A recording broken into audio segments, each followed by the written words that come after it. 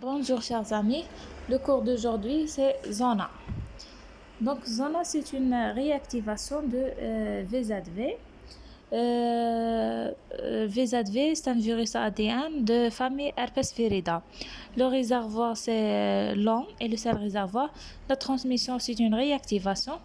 Pour l'épidémiologie, son incidence est plus élevée chez la femme, survient à tout âge de la vie, mais surtout chez les adultes plus de 50 ans. L'incidence augmente avec l'âge en raison de l'altération de l'immunité cellulaire.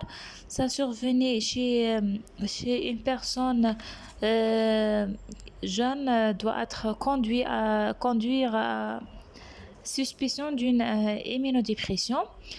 Avec fréquence de pathologie auto-immune ou bien cancer, ou bien un traitement d'immunodépression, diabète, trauma psychique, etc. La physiopathologie.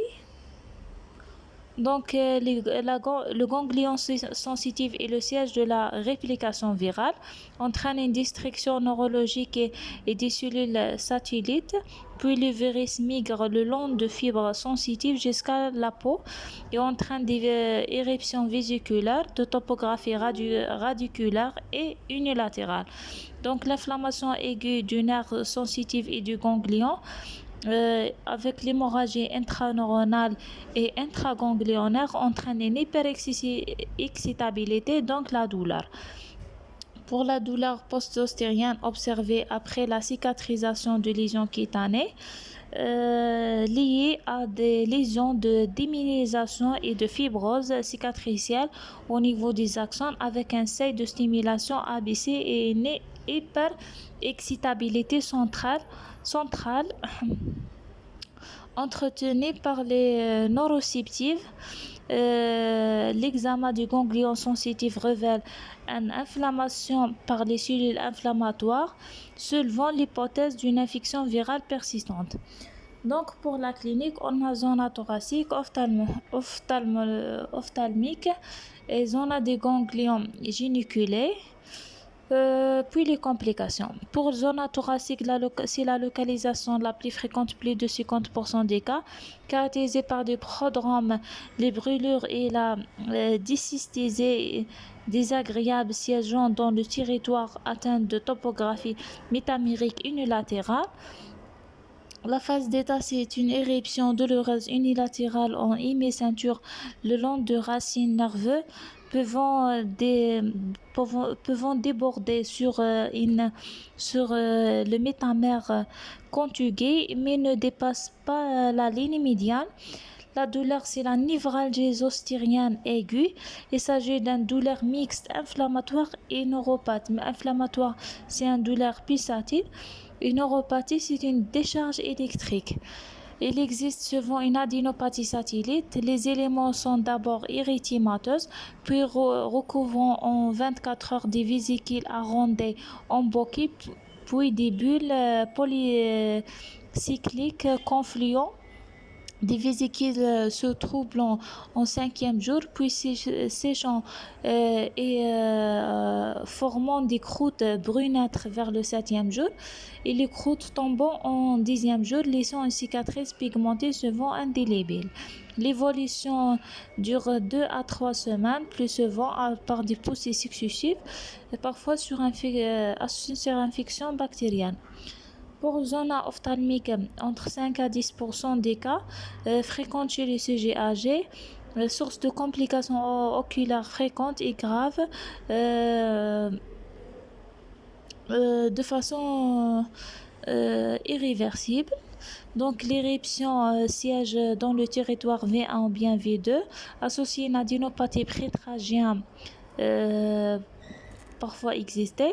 En cas d'atteinte du nasal externe, une kératite est possible.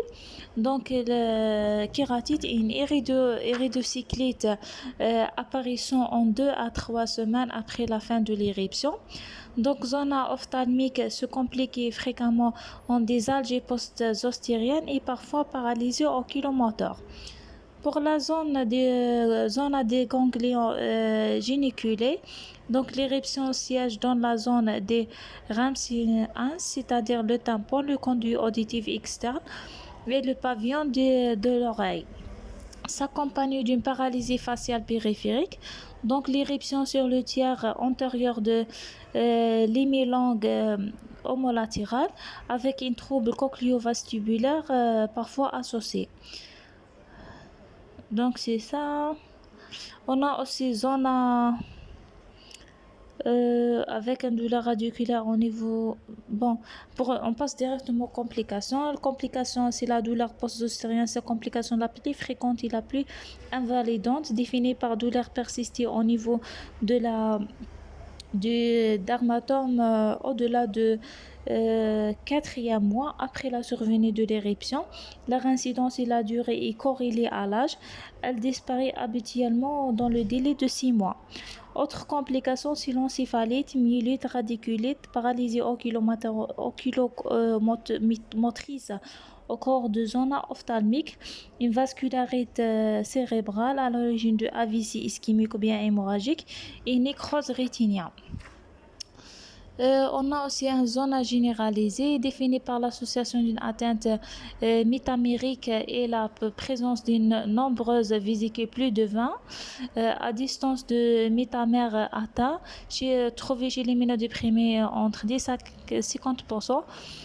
Des atteintes viscérales telles que les pneumopathie, les encéphalites, l'hépatite, myocardite, péricardite avec une mortalité jusqu'à 15% de cas. La plupart d'ici par atteinte pulmonaire. Donc le diagnostic, c'est clinique ou bien par la PCR au niveau des vésicules, bien aspiration, écovillonnage kétanomique, le LCR, l'LBA et l'humeraqueuse, et aussi autre moyen de diagnostic, c'est la sérologie.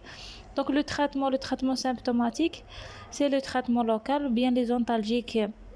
Si la douleur légère ou bien modérée, c'est paracétamol, codéine ou bien tramadol. C'est le post-ostérien, on donne les antidépresseurs, les agonistes décanocalciques, la prégabaline ou bien la lidocaïne. Le traitement antiviral dans les 72 heures qui suivent l'éruption, c'est la valacyclovir 3 grammes par jour pendant 7 jours. Si on a une immunodépression ou bien une forme grave, on donne la cyclovir en IV entre 10 à 15 mg par kilogramme chaque 8 heures pendant 8 à 10 jours. Donc la prévention, c'est le vaccin anti-zona. C'est un vaccin vivant atténué qui est contre-indiqué chez les immunodéprimés. Et merci.